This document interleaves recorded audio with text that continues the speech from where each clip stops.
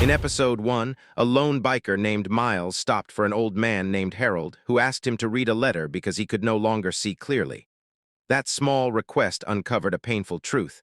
Harold was completely alone. No visitors, no family showing up, no one to read to him until Miles. Episode 1 ended the night Miles realized that if he walked away, no one would be there for Harold at all, and he called his biker club.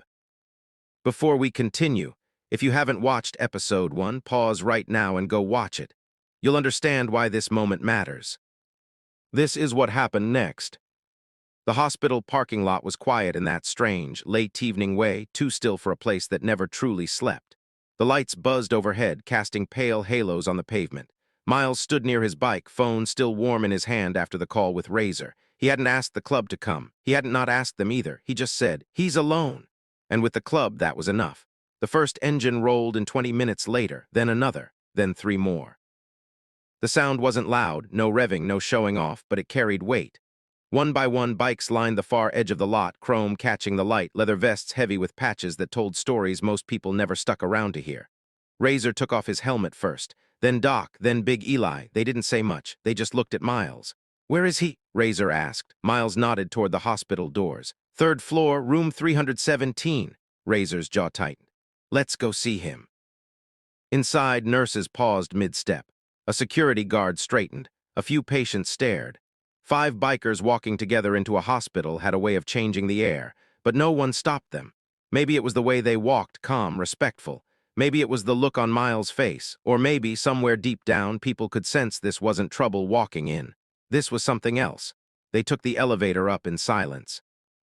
When the doors opened on the 3rd floor, the smell of antiseptic hit them, sharp and clean.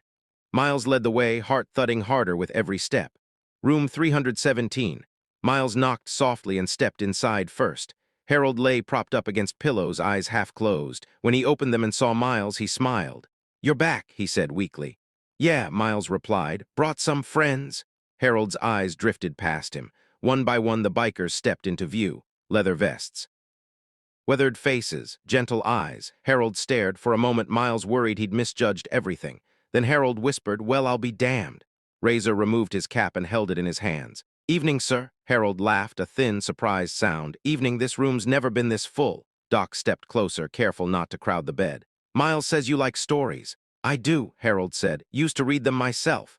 Big Eli pulled a chair from the corner and sat. The chair creaked under his weight. "Then you won't mind a little company?" Harold's eyes filled. No one said family. No one said we're here to save you. They just stayed. Over the next hour, something shifted. Razor talked about riding cross-country in the rain. Doc mentioned a diner 3 states away that made pie worth breaking speed limits for. Big Eli complained about his knees. Harold listened like a man starving for sound. At one point, a nurse peeked in, did a double take, and quietly backed out again. Miles watched Harold's hands.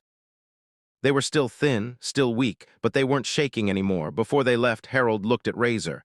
"You all ride together?" Razor nodded. "Everywhere." Harold smiled softly. "That must be nice." Razor met Miles' eyes. "It is," he said, "and it's expandable." They came back the next day. And the day after that, not all of them, never all at once, just 1 or 2 at a time, enough to keep Harold company without overwhelming him. Nurses started to smile when they saw leather vests in the hallway. A volunteer brought an extra chair without being asked. Harold's color improved. He ate more. He joked with staff. He asked questions. On the 4th visit, Harold finally said what had been hanging in the air. "You don't have to keep doing this," he told Miles quietly. "I know I'm not." "Your responsibility," Miles leaned back in the chair. "Didn't say you were." Harold frowned. "Then why?" Miles thought about the letter, the bench, the silence. "Because someone should," he said. Harold nodded slowly. "I had a family once." Miles didn't interrupt. "A wife," Harold continued. "Martha, she used to read to me when my eyes got tired, said it was my turn to listen." His voice wavered but didn't break. "She passed 10 years ago. After that, things drifted." "Your kid?" Miles asked gently. Harold closed his eyes. "Son, we fought about money, about pride. I thought time would fix it." Miles knew that lie. He'd told it to himself before. "It didn't," Harold whispered. Miles reached out and rested a hand on the bed rail, not touching, just close. The silence didn't feel empty this time. The discharge date came faster than anyone expected. That's when the problem surfaced. The social worker sat across from Harold, clipboard in hand.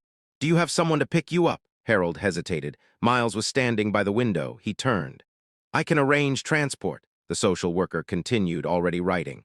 But long-term, you'll need support. Harold looked small again. I manage. The social worker's pen paused. Mr. Harris, your records show repeated admissions, vision impairment, limited mobility. She looked up. Managing and being alone aren't the same thing. The room went quiet. Miles stepped forward. He won't be alone. The social worker raised an eyebrow. Are you family? Miles didn't answer. Razor did. Yeah, he said from the doorway. We are. Harold didn't go back to an empty apartment. He went to a small, clean house just outside town, one the club had quietly been maintaining for years. It used to belong to a member's uncle. It had ramps, wide doorways, a porch that caught the morning sun. Harold stood in the doorway, stunned.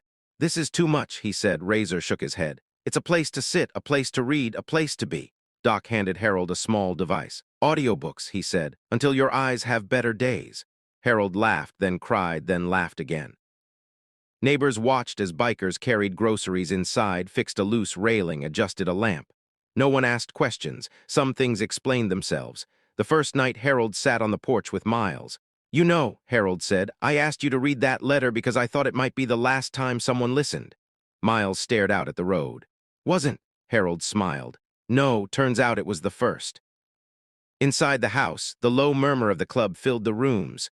Coffee brewing, laughter bouncing off walls that hadn't heard it in years. Harold leaned back, safe. For the first time in a long time, the night didn't feel heavy. A month later, a letter arrived. This one wasn't folded 1,000 times. Miles read it out loud on the porch while the club listened quietly. It was from Harold's son. It wasn't perfect, but it was real. And this time, when Miles finished reading, Harold didn't look like a man bracing for silence. He looked like someone finally ready to answer back. If episode 1 was about being seen, episode 2 was about staying. And sometimes, all it takes to change a life is someone willing to read the words out loud, and a family willing to show up after the last page ends.